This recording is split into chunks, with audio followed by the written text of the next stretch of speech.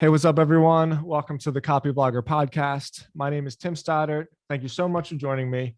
It's been a while since you guys have all heard from me, and we are doing something a little bit different this week. And so we're just going to get right into it. This week, I have my good friend Ethan Brooks on the show with me.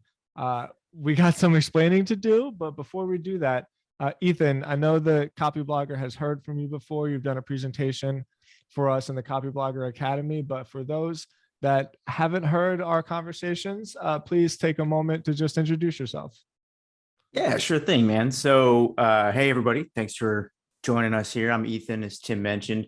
I'm a writer over at one of the newsletters on HubSpot's content network. So if you've heard of The Hustle or Trends, that's basically where I spend a lot of my time. And what I do over there is focus primarily on, well, I guess two things. One is like emerging business opportunities. That's what we write about at Trends. Mm-hmm. And then more specifically to myself, I spent a lot of time researching and writing about the newsletter industry and media businesses as a whole. So how to make money kind of in this content creation space.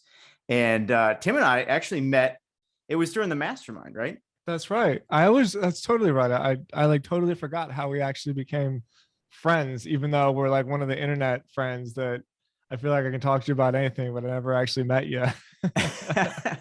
Yeah, we haven't met in person yet, which is always funny because it's like, you never know. Like the big thing for me is you never know how tall people are until you go and actually meet them in person. Like I'm 6'9". Most people don't expect that. You're 6'9"? No, I'm kidding. I'm 5'10". But yeah, so we met during a 5'10" and a half for everyone listening. But we met during a newsletter writer mastermind session a little over a year ago now, right in the beginning of the whole pandemic when content creation went nuts. So that's who I am in a nutshell. And I'm sure we'll dive into more of our shared history at some point. Well, it's important context, and I'll tell you why. For those that just put this on, I'm sure you're like, hey, where's the intro music? Where's the regular Copyblogger intro? And here's basically what's happening. I love doing podcasts. And I wrote about this on my personal newsletter this morning, just to kind of process a little bit what I was doing. I love doing podcasts. I love talking to people. I love talking to other creators and writers and just it's a great way to continue to educate myself. It's like a free education, from people that don't want anything out of me, right? It's just a great platform to talk and to learn. But what I hate about podcasting is the scheduling aspect, is the administration aspect of it. Like when it's a constant struggle just to find new interesting guests, and then usually the guests that you want to have on a podcast are like being pitched a million times by other podcasts, because there's like an ebb and flow of like who's cool and who's hot in the moment, right? And so that kind of process was really ruining the joy of it for me. Like every time I got to the interview itself, I always left it going like, oh, that was such a good time. And then the very next day you have to start that whole thing over again. And it was really taking the fun out of it for me. But I love to do this and I want to keep doing it. And so I've been thinking the last couple of months, like, how can I keep doing the podcast while somehow like gliding over all the hard administrative parts that I find just annoying. And so I thought of my buddy Ethan. I was like, man, every time me and Ethan chat, we always have like such really great conversations. And I think we're on kind of the same wavelength with how we feel about a lot of this and how it pertains to society and like what the next generations are going to have to do in order to, survive and provide income for themselves. And so we're going to test it out. You and I decided we're going to do 6 weeks, once a week. We'll record every Friday. I think we'll publish every Monday. And we're going to come with our own insight and opinions on news stories, on updates with the story of the internet, I guess we're calling it, like what's Google doing? What's iOS doing? Are there any new emerging events or updates with ESPs and email service providers that we need to inform people of? So it's an experiment. Like we're on here live. We're talking and laughing a little bit beforehand. Like, so what are we going to say? And like, we're just going for it. I really hope everybody loves it. And what do you have to say about it, Ethan? Well, just that there was one thing I really liked about this idea when you first came to me, which is I think it fits nicely into a framework that creators of all types should keep in mind. First of all, I'll just sort of second what you said earlier about kind of the drudgery of the podcast setup. Yeah. Like, it can be hard, man. And my full-time job is interviewing people and then, taking those conversations and writing about them. And it is literally my favorite thing to do in the world. And half the time I don't want to do it. Right. So there's a huge love-hate relationship that goes on just because things get complicated when you take something from the level of like a hobby to something that you would consider like a profession. Right. So when you go pro, so to speak, all of a sudden it's not just fun anymore. It has to get done. And I think that does change things, but there's this framework which you're essentially applying here that I think other people would like too, which is, this concept of asking yourself, what would this look like if it was easy?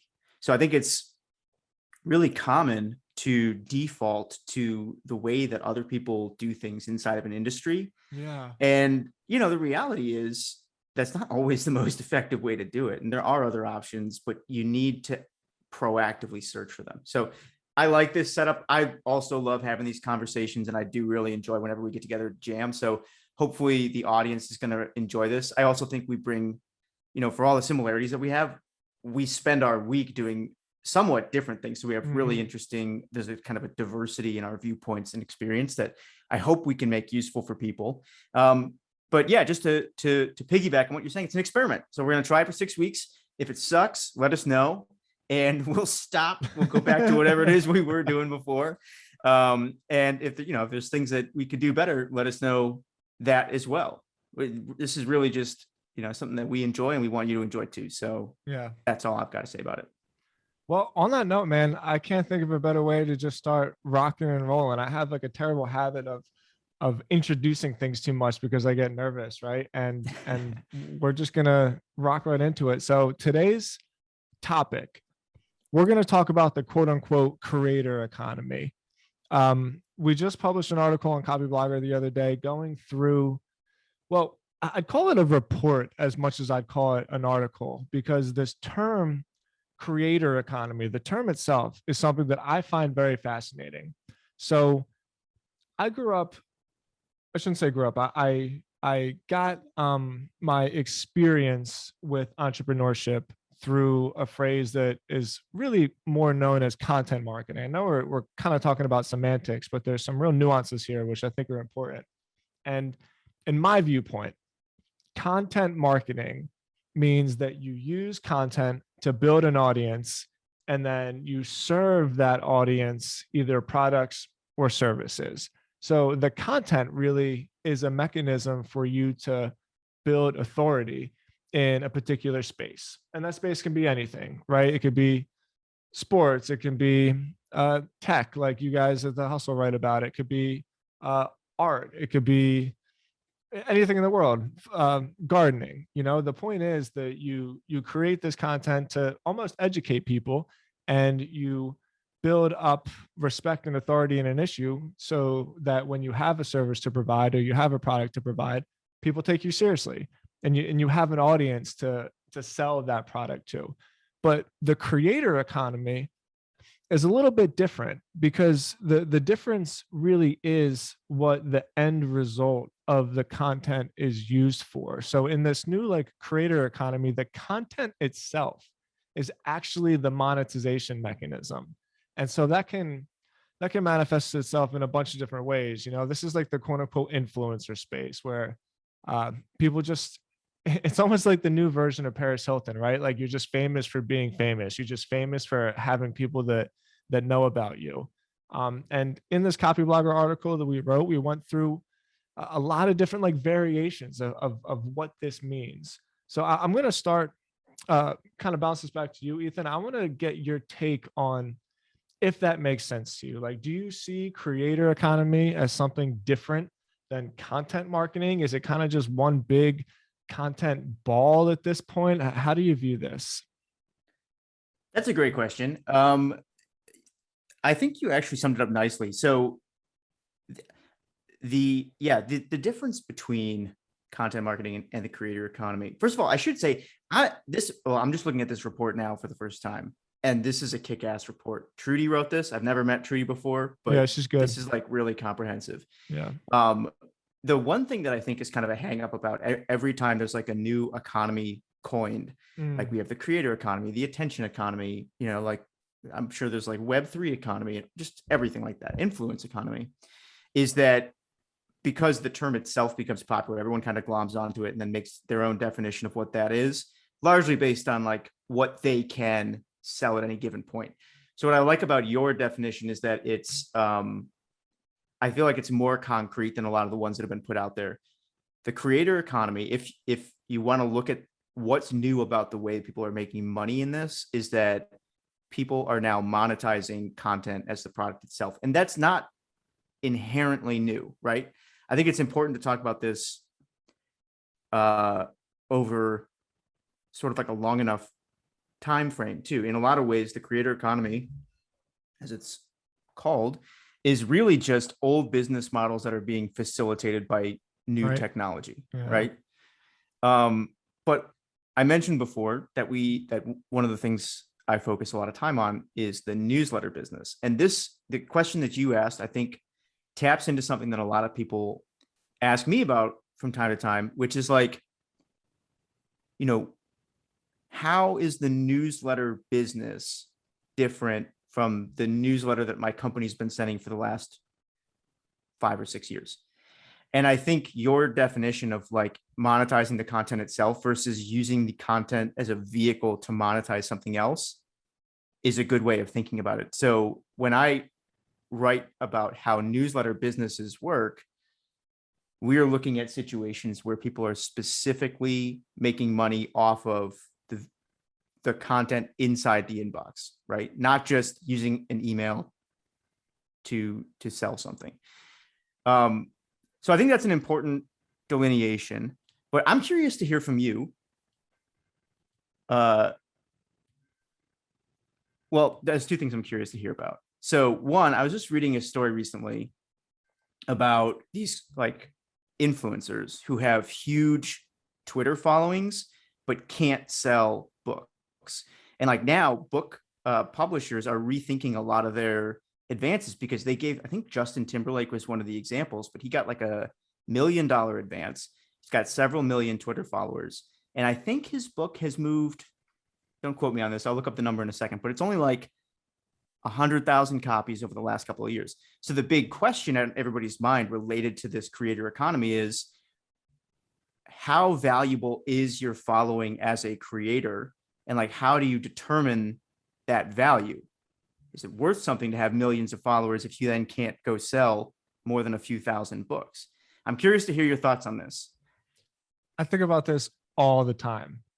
And this reminds me of something that you and I spoke about a little while ago after the recent iOS update that made it a lot more difficult to track open rates on emails. And you know a little bit more about this than I do, but basically Apple is making it more and more difficult to upload like the image. Apparently there's like a little image that's embedded in every single email that goes out. And if that image renders on a piece of software, that's how like the ESP knows, okay, this email was opened.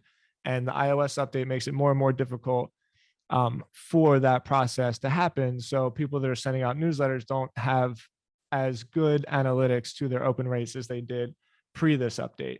And in this conference, if you want to call it that, it was like a little virtual hangout. I brought up the point where it's like, what this makes me feel like is that it's going to draw more and more attention to what happens after the open, because from Copyblogger standpoint, we've never really necessarily cared about open rates. We care about how many people buy our stuff after they open the email.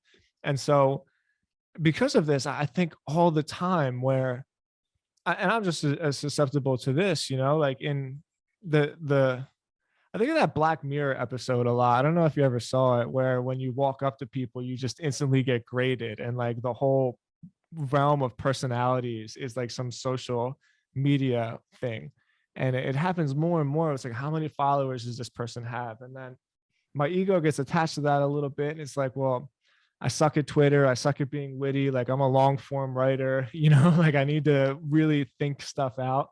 Um, but then I compare, I'm saying this humbly as like a data perspective.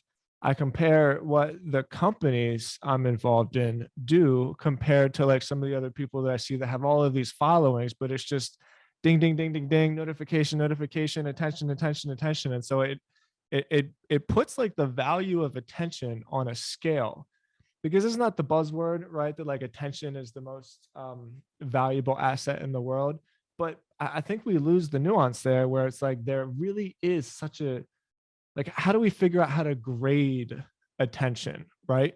And this is one of the reasons why personally I've always been such an SEO guy, because if somebody comes to your website through a search query, like, exactly what it is that they're looking for, as opposed to, I serve a Facebook ad to somebody who literally just picked up their phone because like a commercial came on when they were watching Project One Way, and their attention span is like, it's just not, it's like, oh my God, there's a commercial, let me find something else to stare at, right? And so like the mind frame of that person isn't in the space where the ad is totally aligned with what they're focusing on, so I don't know if I answered your question directly, but my insight here is, how do we start to figure out the value of attention? Like, what are the different scales that we can start to figure out, the measurement techniques where like this piece of attention is the probability of it converting into something is this, and like this piece of attention is here. Is that super open-ended, but that's where I'm going to stop with that. All right. So here's what I think you just surfaced, which is really important. I actually don't know if it is about re-quantifying the value of attention. It, to me, almost seems like these case studies of people who have lots of attention but can't make any sales, what they're doing is they're actually exposing the king as having no clothes on, right? Yeah. So in this new form of internet business, there are people who get huge valuations, if you will, because they have large followings, and people automatically assume that that's worth a lot of money. And what we're seeing now is that it's just not. And this, by the way, is again, in its own way, not new.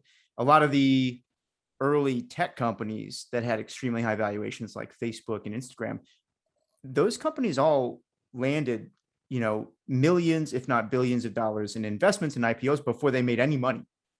And people were just kind of betting on this idea that, oh, you've got a lot of people watching you, you must be able to turn that into profit. But it hasn't always been the case. Yeah. So here are a couple of numbers I'm going to throw at you real quick.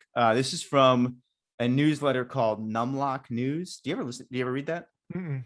This one's cool. So anybody who likes numbers, this is, I think it's by a guy named Walt Hickey.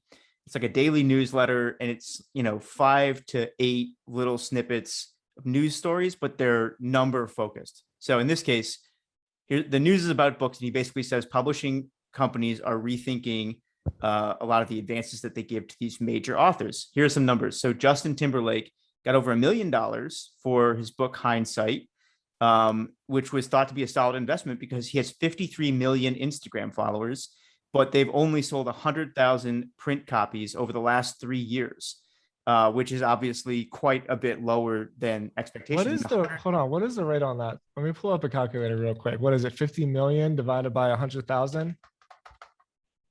50 million Instagram followers. I think I'm doing this backwards though. I think it's 100,000 divided by 50 million. If he did 500,000, that would have been like 1%, right? So he's got 0.2% conversion on wow. 53 million Instagram followers. Like, that's a huge audience. You would expect way more sales than that, even in even if people didn't want what you were like sending accidentally them. You would expect more sales. Yeah, exactly. And there's more examples of this. So, and this is not just, by the way, this is not just to like beat up on these major celebrities. It's to try and point out something that I think is important to creators today, which is you need to have your priorities straight, because it's very easy to fall into this trap of thinking, I need to grow my audience. I need to grow my audience. When really it's like, yes, what you need to grow are the number of people who are paying attention to what you have to say and like taking action on it. So Justin Timberlake, 53 million followers, but they are not paying attention to him for his book, right? And clearly that shows in the data. Piers Morgan, 8 million Twitter followers, moved just 5,650 print copies of his book. I might get the pronunciation of this wrong. Rep Ilhan Omar, 26,000 copies of her book, but she's got 3 million Twitter followers. And Billie Eilish, she got $1 million for her memoir and has only moved 64,000 copies since May. So these are all like, I mean, wow, you know, like large numbers for an indie author, but significantly below what you would expect for these mega household names. And I think, to tie it back in with what you're saying, the end lesson here is just that the size of the audience is not inherently valuable. What matters is who is ready to take action on what you say. And I think the approach to building that is different than the approach to just growing your following. Okay. So what do we think that is then? Because I can also think of opposite examples. I mean, sure, there's always the Kardashian, right? Like billion-dollar makeup business, mostly through social media. I can also think of like more, I don't know what the word is for it, sophisticated, maybe like a Seth Godin is a good example. He's probably got like a million email subscribers, but damn, every time he writes a book, you know, he like can't miss with it. I guess Gary Vee is another example. Although he's probably has somebody else writing his books for him. So like, yeah. So then what is that distinction, right? Like, how come we see both sides of the coin? Big audience doesn't necessarily mean big sales, but there are also big audiences that do equate to big sales. So what is that like X factor that we need to connect the dots on? I have an opinion on this. I'm curious to hear your thoughts, but cool. I think this is one of the things that ties in with what I said about how the creator economy is not as new as some people might like to believe. I think it comes back to business fundamentals, right? Like if you know how to sell, you're going to sell. And there are people, you know, Sam on our team, the founder of The Hustle, would, I think, agree that, you know, it doesn't really matter what the sort of technological season of the day is, whether it's podcasts or newsletters or blogs or Twitter. If you know how to write copy that gets attention, that gets people to want what it is you're offering and to take action on that, you're going to win, hands down. And so what has been ushered in by this new creator economy is more opportunity than ever before. So there's more, it's easier than ever to get involved. But what that also means is like there are way more people out there fighting over that attention. And so if you're going to make any money on it, you need to know those fundamentals. How do you write copy? How do you spur action? And and like all the other stuff, the business stuff too. How do you monetize properly? Because it's really not enough to just pick a random price for a product and then assign that and just hope that you're going to run like a profitable business. When you really get into the mechanics of how these companies work behind the scenes, there's a ton of testing and iteration that goes on. And there's all these different leverage points that you can push on in order to change how much money you're making. And so I think, like I said, I'm curious to hear your thoughts on this, but my general stance is the opportunity is higher than ever before, but you got to bring the game because you're competing against people who just thrive on this stuff now. Well, Sam's a really good copywriter and he's a nerd about it too. That's why he and I have only talked a couple of times, but every time we've always I think I can take credit for this. I can't think of anybody who said it before me. And this is actually the first time I'm ever really saying it. I think of it every time I see that stuff on Twitter where Einstein said that like compounding is the 8th wonder of the world, right? I always think to myself, copy is the 9th wonder of the world, because everything that we do, is in some way influenced by the stuff that we read. And not just like the stuff that we read in terms of absorbing information, but like words in front of us are just so impactful to us in ways that we rarely ever self-analyze ourselves enough to be like, holy shit, like I just did that after I read that. Like when you start doing it, man, I can't tell you how many times I'm like, why the hell did I just click on that ad? Like I have no idea why I just clicked on that ad. And then I go back and I was like, damn, they got me. And I'm a pro, like I'm a pro at this, and it still gets me. So yes, I totally agree with copy. I totally agree with fundamentals as well. Like there's something to knowing how to. So how do I get here? I've never considered myself like the visionary type CEO.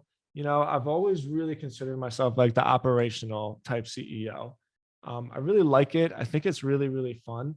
And in my experience, I've met a lot more people who have found and achieved, and of course, found some good luck along the way, success by just like implementing the boring stuff that hardly gets any credit. So it's easy for Justin Timberlake to stand on a stage and be like, this is my memoir, this is my life's work, right? But who's the guy that put the whole entire process, or gal, who's the guy or girl that put the whole process together behind the stage, right? And like that really, really matters, like a lot more than for like Steve Jobs is an anomaly. You know what I mean? Those people don't happen that often. It's really the Tim Cooks of the world that keep the machines running. Okay, so there's me agreeing with you. I suppose my counterpoint to it is also that I want to say the word brand, but I feel like that's kind of cheap. There's something to like what you are known for. Like it makes sense that a Kardashian could sell makeup. It makes sense that Seth Godin could sell storytelling books on marketing. It doesn't make sense that Justin Timberlake would sell a memoir. Like I don't know exactly how to explain that. I don't actually care about Justin Timberlake's memoir, and I love Justin Timberlake. Like I really do. I'm a fanboy. So I don't know what that is. Like alignment, maybe brand. I'm not sure. Help me out here with this, because I don't exactly know what the disconnect is on like why I care about one thing and why I can see that working, and why I don't care about another thing and why I can't see that working. It's an interesting point, and I don't know if there's a specific word for it, but there's an example that comes to mind for me too, which is related to Tim Ferriss. So I'm a huge Tim Ferriss fan. I've been following him ever since the 4-Hour Workweek originally came out. And one thing that's been interesting to watch inside of his career is like the guy launches a podcast, turns to gold. All of his books, bestsellers. Like the 4-Hour Chef was a bestseller, despite the fact that it was blacklisted by every major book retailer in the US. He sold that thing through like, Uber drivers and Panera counters. Like it was ridiculous. His ability to make certain products perform is unparalleled. And yet I'm pretty sure he's taken like 3 different shots at TV, none of which ever panned out. So true.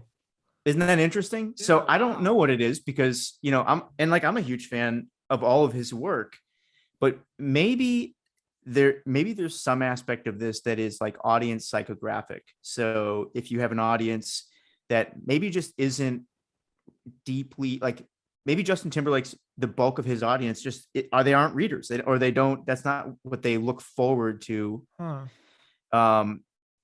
I suppose it's a little easier to say for like Tim Ferriss's fans, because I think and I'm paraphrasing here, but I think he said this in the past. It's like a lot of his content does well because it's possible to consume it while you're doing something else. So if you have an audience full of busy people, maybe a TV show is not going to be the most popular thing to put in front of them, because they kind of have to be captive audience. But if you have like audiobooks or, a podcast, I can do that while I'm out for a run, or, have it on in the background at work.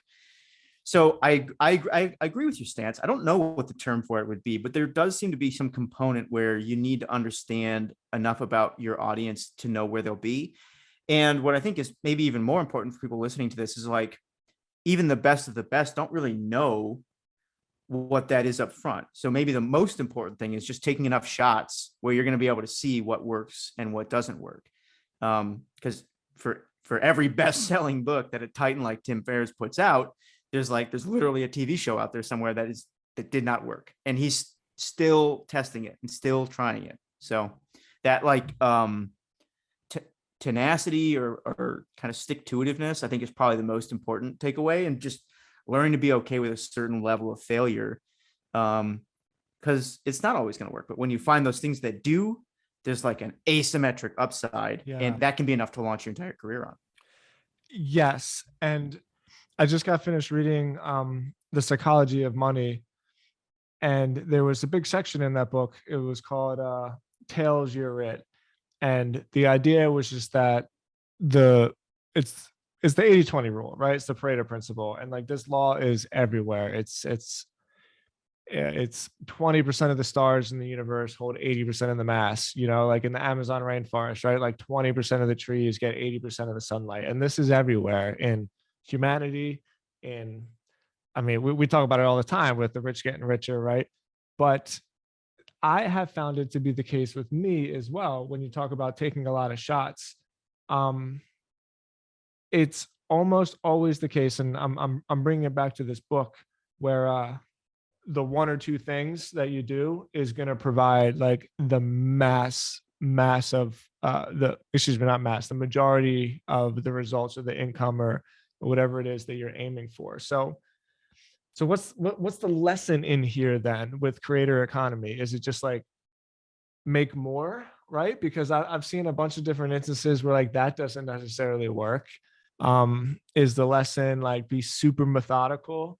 This also reminds me of a book. What's that guy's name? Jim Collins. It was Good on Purpose. He had a lesson called shoot bullets and then cannonballs. It was like take a million different shots everywhere, make sure you know what's going to hit, and then when it hits, shoot, like throw your whole wad at it, right?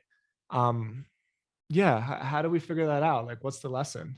I love that. I've never heard that analogy before, but I really love it because it resonates with my own experience in this. So I guess to give people a little background, I mentioned I'm a professional writer these days, but for my entire life, I had wanted to be a writer and had no idea how to pull it off.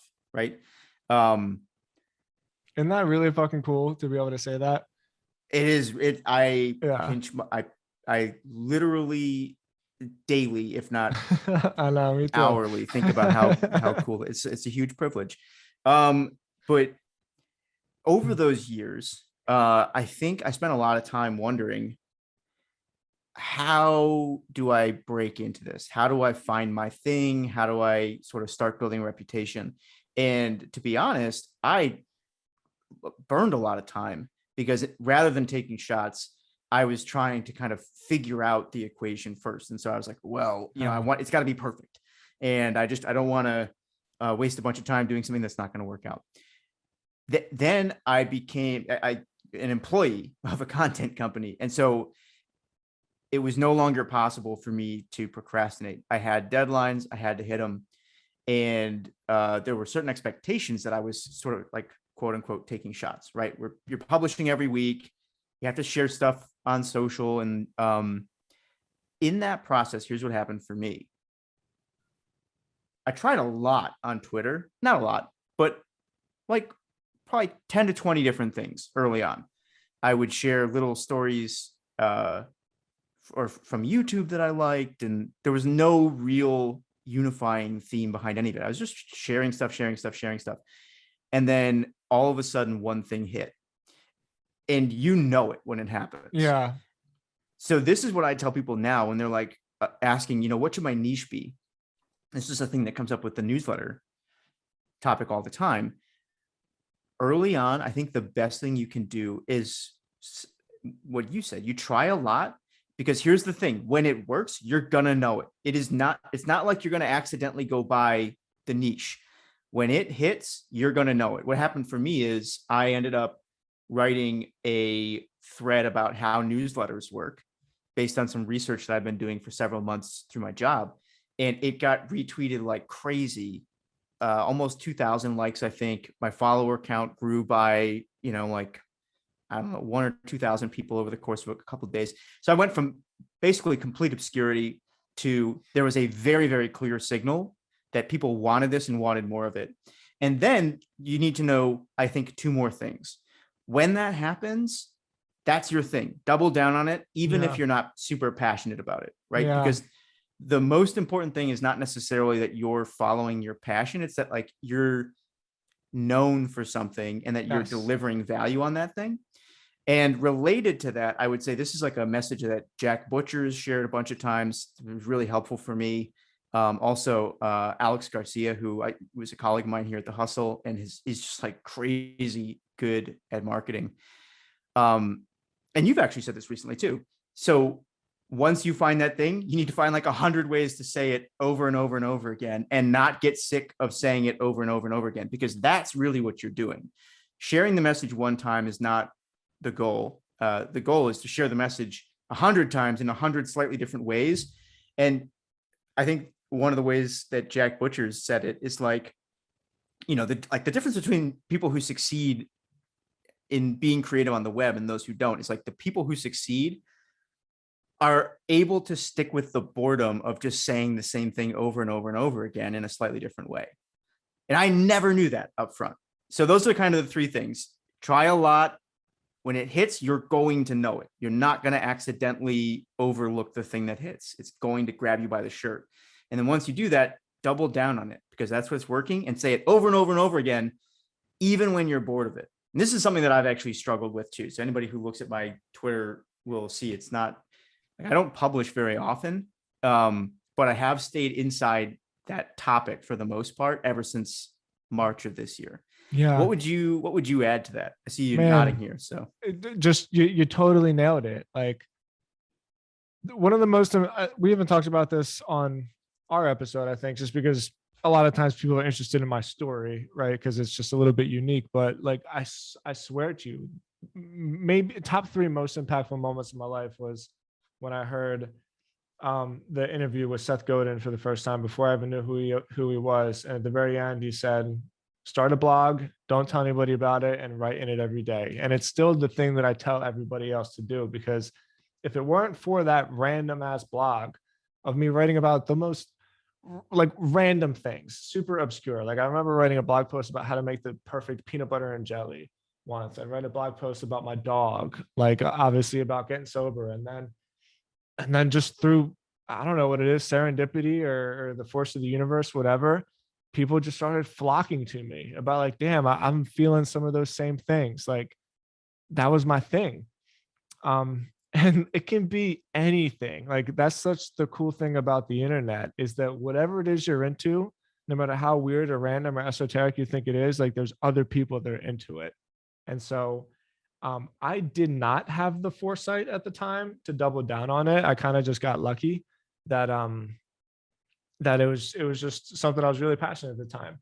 But ironically, the mistake I made was after I was doing it for so long, I started thinking to myself, there's got to be, I don't know, it's probably an ego thing, right? Where you think like there's more to it than that. Like, I'm more creative than this. I can do something more. And I've very, very rarely seen that work. Like, if Justin Timberlake can't reinvent himself as a writer, you know what I mean? yeah. And so that's a difficult thing for people, I think. It's a difficult thing it's actually one of the reasons why, and I think this is actually kind of a good segue when we talk about creator economy. It's one of the reasons why I recommend people start with like their personal name and then switch over to a brand that isn't affiliated with them, because it's hard for me, Tim Stodds, to talk about this one thing because I'm into so many different things, but it's very, very easy for like Stodds the internet marketing or like Copyblogger to just be about this one thing. And then I always have the freedom to just do whatever I want, on my blog or on Twitter or something. And I think that might be one of the reasons why sometimes we see this hit and then sometimes we see it miss. That's fascinating. That's a really good tip. I had never thought about it that way, but that is something that I've struggled with in the past. I mean, I mentioned I went through, 29 years of procrastination, and there was some creation inside of that. But one of the questions I always used to ask myself, I don't know if anybody else identifies with this, but I would go back and forth in my mind over whether I should write under my name or a pen name or a brand name. And even just a simple question like that is enough to stop somebody who isn't quite sure what the next step is. So I love that concept of starting under your personal name until you kind of find something that hits. And then after it hits consistently enough and you've generated enough around it, you've got the basis for a brand and products that go with that brand and stuff like that. I think that's really smart. Thanks. Totally accidental, right? And really the reason why I figured it out is because, this sounds like such a first world problem, but I have agonized in my mind about like, how do I do this? I'm a writer. Like I have timstodds.com and like, I know that I should just be about something, but sometimes I want to write about my workouts, and sometimes I want to write about the traveling that I did with my wife. Right. Um, and so, yeah, like such a first world problem, but I've agonized about this thing. Like, how do I separate them so that I can have my creative freedom and also participate in the financial gains of the creator economy as well? And so that's what I came up with. And that's actually why I created the Substack that you and I talked about last time we were on here, because I figure I have my blog, I got timstodds.com, I can write about whatever the hell I want. And if anybody is interested in seeing like the behind the scenes of me and like how I build my business and live my life, then they can subscribe on this other thing, which if people came to it for the first time, wouldn't even know it was me. And I think that's a pretty good formula for people that are just starting out, because you can't bypass that experimentation section, because one of the worst things that can happen is you say like, this is it, I know this is it, and you put everything into it, and then like most likely it's not going to work just because that's how it works. So yeah, I stumbled across it accidentally, but I do think that's a good formula. Yeah, I like that a lot. I want to piggyback on one other thing too, for anybody who hasn't experienced this yet. You mentioned sort of like in those early days, people start to flock to you. Actually, and I'm curious to hear your thoughts on this, but here's what happened for me. And I think it's important to talk about this because this is, I think, is something that I was getting wrong in the beginning. It's something that a lot of people get wrong early on, which is the concept of like, where do those early followers come from? Yeah. I think there's a notion that if you create something that's cool enough, like people, and you put it out in the world, people are going to come. And that is almost true. But here's the reality. The real thing that happens early on is you need to get your work in front of somebody who's got more influence than you. Yeah. Because all those people who come, they come from somebody else's recommendation early on. And Andrew Chen and their team over at Reforge, they talk about this in a really cool way. So Reforge, for anybody who hasn't heard of it, it's like a community, and they've got a whole bunch of kick-ass classes about like product creation and building and stuff like that. One of the things that they talk about in their growth course is how basically every platform develops its audience by siphoning it from every other platform. So when Airbnb first started, they had to post listings on Craigslist in order to get in front of people who were like already there, because you don't have any audience. And so as a creator, you're obviously not siphoning from other people proactively, but what you're trying to do is show the people who currently have influence that you are good enough to highlight, right? Like this person knows what they're talking about. This person's got interesting ideas worth sharing. And like, I think that's an important distinction because it changes the way that you go about building in the early days. It's not about making the most noise. It's about like showing the most competence and showing up again and again and again and again. And I got lucky because it was my job to show up every day for quite a while.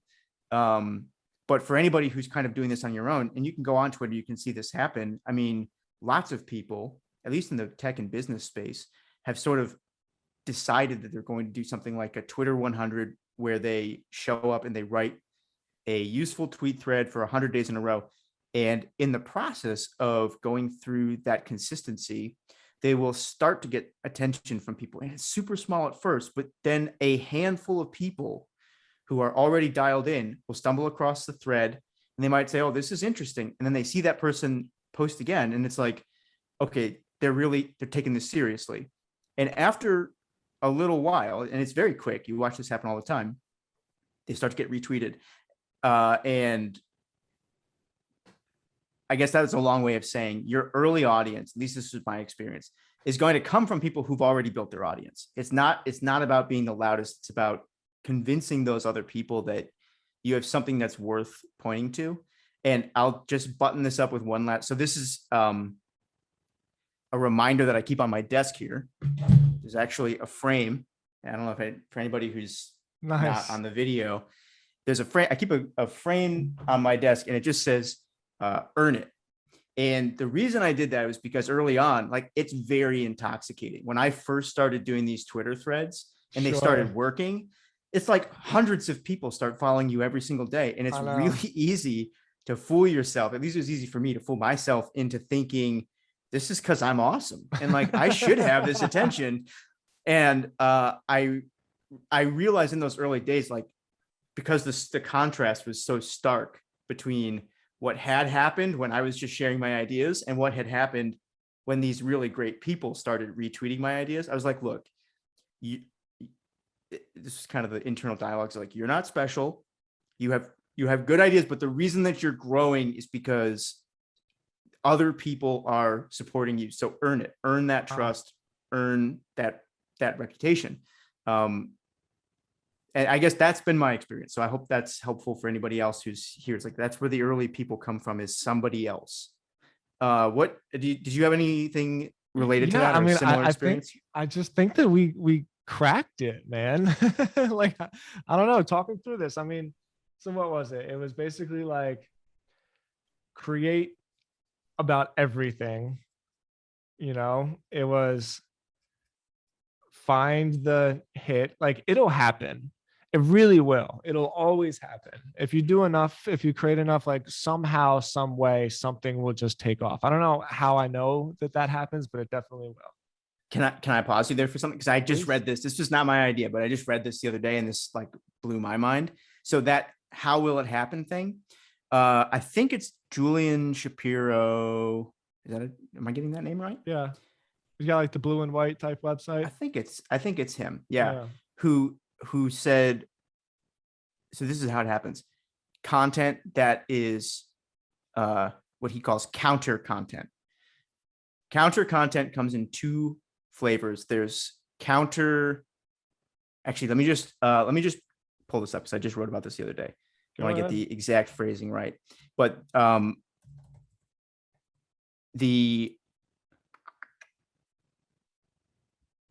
okay.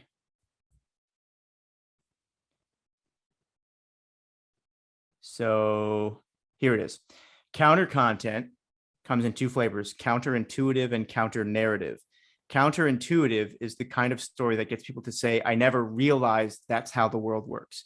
And counter-narrative is the kind of content that gets people to say, that's not the way I was told the world works.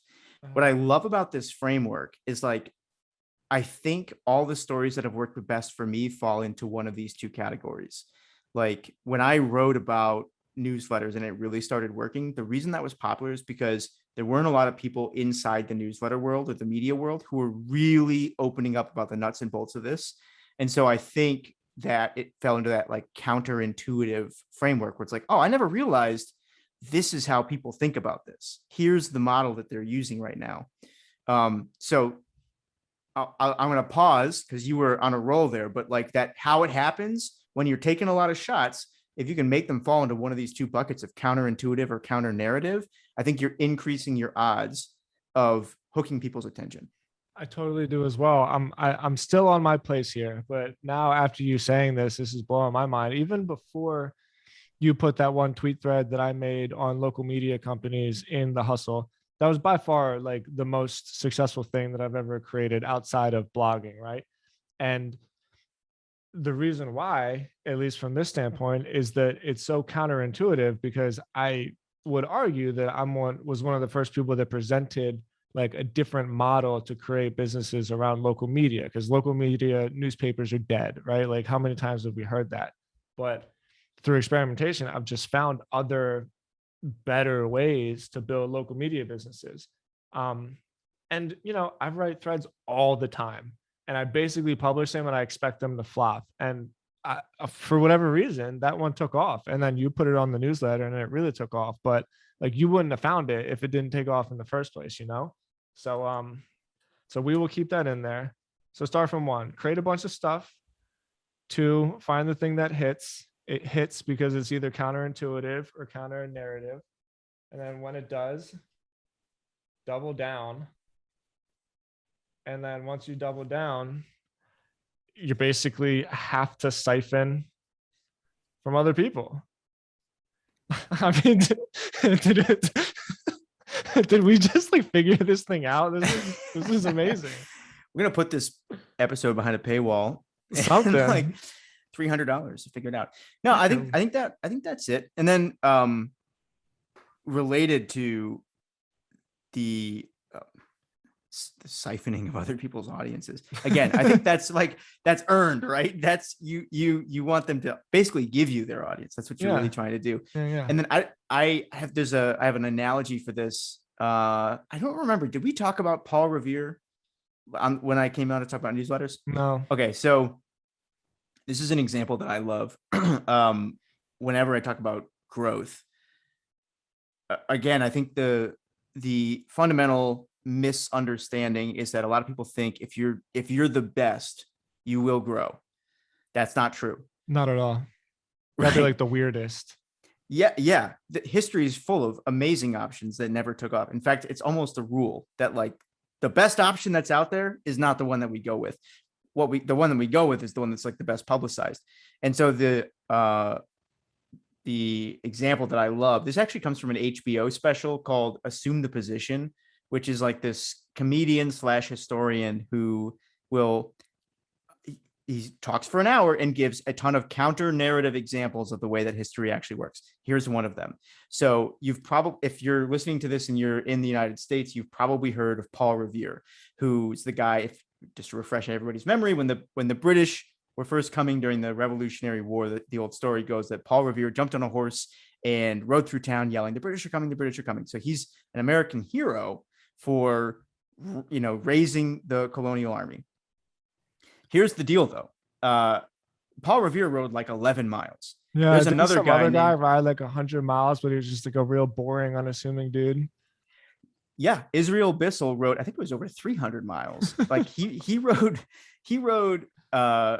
for several days, and like it almost killed him through rain and storms. And the reason that you've heard of Paul Revere is not because what he did was amazing. It's because of the book, the old poem, The Midnight Ride of Paul Revere. Who wrote that? Longfellow. Longfellow wrote, "Come, my children, you will hear the midnight ride of Paul Revere." Somebody else told his story. Nobody else has told Israel Bissell's story except for like us and this comedian and a handful of people now. There were actually several other writers. There was a female writer that wrote that night. There were 2 other men, Israel Bissell and obviously Paul Revere. But one person's story was told, and so he's the one who got all the credit. And so I say that just to back up this idea that when you're trying to grow early on, it is not necessarily about being the best. You got to be good, right? Because as we said earlier, Got to be competent. Yeah, exactly. There's more competition than ever before. So if you don't know what you're doing, you're just going to get smoked. But a big part of the equation is getting other people to talk about you. And if you use that as a framework for like focusing your approach, I think you'll go further faster. I love it, man. I'm just going to take this and write like a complete guide around it. I think we like came up with some really great stuff. This went better than I thought it was going to, man. Totally. Yeah. Is that where we want to end it? Is that? Yeah, I think so. We wrapped it. I think this is a good spot. I mean, that was an hour. We flew through. I know. Can you believe it? That was fast. We've got a whole bunch of other things to talk about next time. So for everybody, I guess, who's interested in this, like we said, let us know what you thought, Yeah. what was useful, what wasn't. There's a whole bunch of other sides to this, one of which is the concept of creator coins, which I got some controversial thoughts on that. Tim, I'm So sure do you've I. got opinions on this too. Totally. So yeah, maybe we'll get to that next week. But That'd be cool. Let's talk about creator coins next week. They're controversial. I see the pros and cons to both sides. If you read my newsletter, I'm like, I want to be a fanboy of decentralization, but then really what it is for me is the universe, everything is centralized. And so I think to myself, like, there's got to be a reason for it. Like, because you know how observant I am, I see all types of stuff like beehives and galaxies and companies. Like, things really, really work better when there's like one person or entity that is like in charge. So yeah, I would love to talk about that next week. I think that's a great topic. I think it's an interesting way for people to make money. And I think it's definitely an option. I'm curious where the conversation is going to be 5 years from now. we'll get into it. Yeah, We'll get into it. wrap these Everybody, up. make sure y'all tune in for that. It's going to be some controversial opinions flying around, but I'm looking forward to it. Me too. And please tell us what you think. Ethan's Twitter is damn DAMN _ Ethan ETHAN. I'm Tim Stodds. Just slide on into the DM. Seriously, like, we want to know how this is going. This is a complete experiment for us, but I have a good feeling about it. I think this is new and refreshing, man. And yeah, so I'll see you next week. I'll see you next week, man. All right, bro. Keep in touch. Have a good weekend. Later.